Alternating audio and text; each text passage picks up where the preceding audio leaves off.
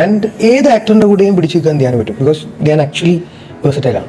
അത് ഇപ്പം ഇവൻ്റെ കൂടെ ഒരു പാട്ട് കണ്ടില്ലേ, ഏത് ആക്ടറിൻ്റെ കൂടെ ഇട്ടു അയാൾ ഗംഭീര കെമിസ്ട്രി ഉണ്ടായിരിക്കും. കാര്യം അയാളുടെ ഈ റിയൽ ലൈഫ് കേരള ജനത മുഴുവൻ അയാൾ കയ്യിലെടുത്തിട്ടില്ലേ ഇന്റർവ്യൂവിലൂടെ. ഒന്നുമില്ലെങ്കിലും ഒന്നും കയ്യിലില്ലെങ്കിലും ഒന്നും ഇല്ലാത്ത കാലത്തും ഈ കോൺഫിഡൻസ് സമയത്തൊക്കെ കട്ട കോൺഫിഡൻസ് ഇല്ല. ഇവിടെ എന്തൊരു കോൺഫിഡൻസ് ഉണ്ട് പുള്ളിക്ക്.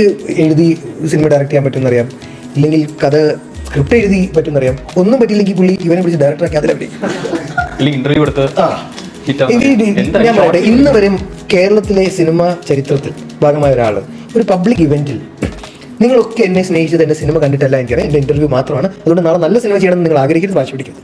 നാളെ നല്ല ഇന്റർവ്യൂകളായിട്ട് ഞാൻ നിങ്ങളുടെ മുന്നിൽ വരാൻ ശ്രമിക്കാം. അതിന് നിങ്ങൾ എന്നെ പ്രോത്സാഹിപ്പിക്കണം. അതാണ് എനിക്ക് നിങ്ങളോട് കമ്പനി. നിങ്ങൾ ഇന്ന് കാണുന്ന ഈ സ്നേഹം എനിക്ക് കിട്ടിയത് ഇന്റർവ്യൂയിലൂടെ. പിന്നെ അവനൊരിക്കലും ഈ റൂട്ട് മാറ്റുമെന്ന് എനിക്ക് തോന്നുന്നില്ല. ആര് ഡേറ്റ് വെച്ചാലും കൊടുക്കും.